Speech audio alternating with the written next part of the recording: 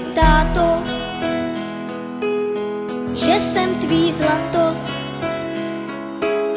že jsem tvá princezna,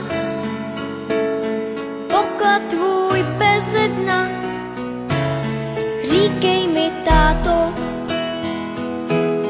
že jsem tvá pohádka, panenka maková, Smíšek a Amálka, Vochomůrka Křemílek, Emanuel Motýlek, že mě nikomu nedáš, že nic lepšího nemáš. Tvůj dětský smích,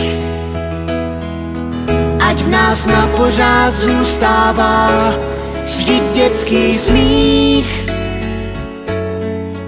každý zadarmo dostává. Ať se ze světa vytratí všechno, co se vyplatí. Víš, já tě nikomu nedám, já nic lepšího nemám, než tvůj dětský smích. Tvůj dětský smích. Já nic lepšího nemám, než tvůj dětský smích.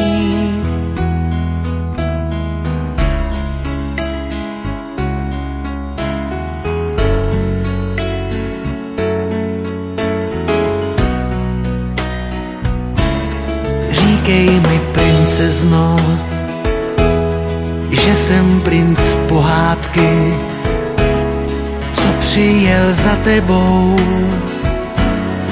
na pořád na svátky. Já byl bych bez tebe, už na věky bez sebe. Já šel bych až do nebe, modrý ukrást jen pro tebe.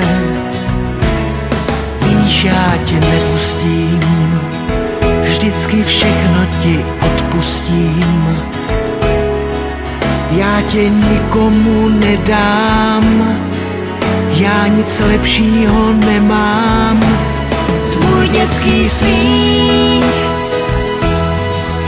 ať v nás na pořád zůstává, vždyť dětský smích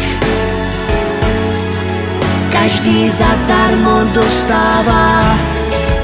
Ať se ze světa vytratí všechno, co se vyplatí.